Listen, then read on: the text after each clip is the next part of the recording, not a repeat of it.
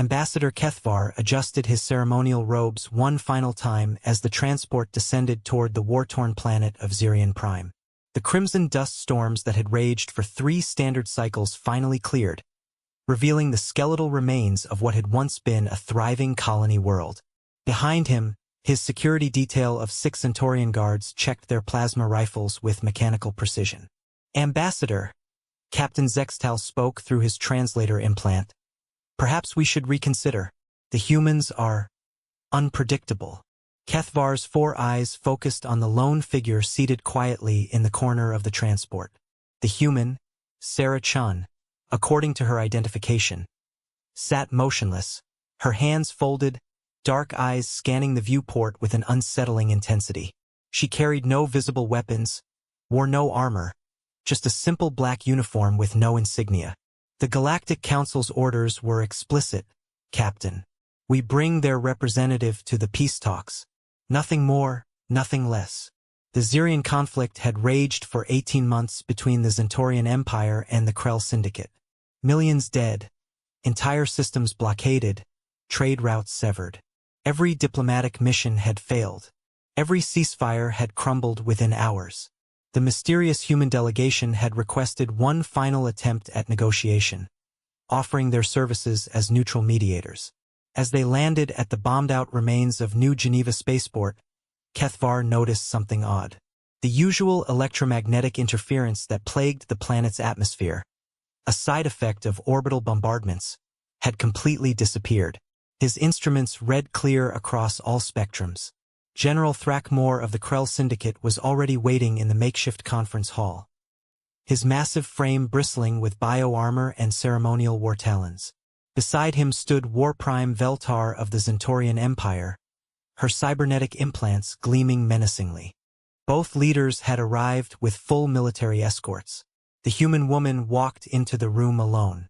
"Gentlemen," she said quietly, her voice somehow carrying to every corner despite speaking barely above a whisper. "Ladies, shall we begin?" Thrackmore's translator crackled. "Human?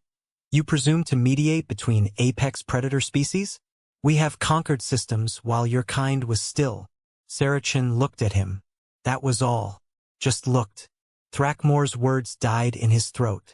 His massive frame, engineered for combat across a dozen worlds, began to tremble. War Prime Veltar, whose tactical implants could process 1,000 battle scenarios per second, went completely still.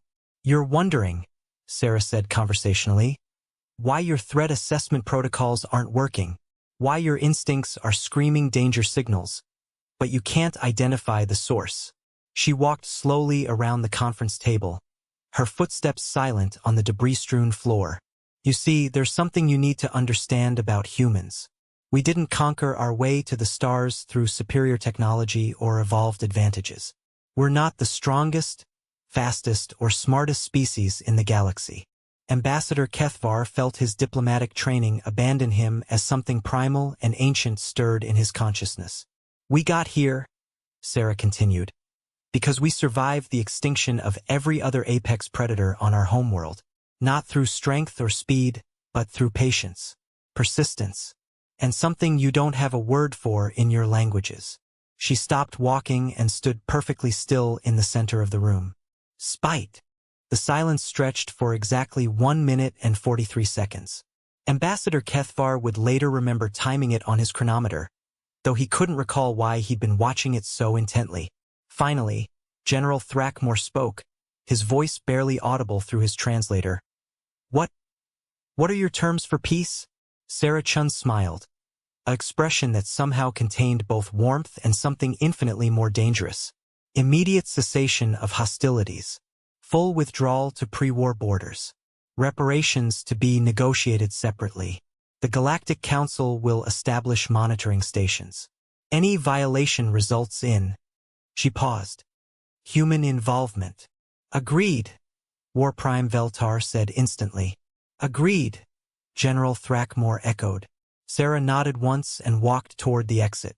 "The transport leaves in 10 minutes.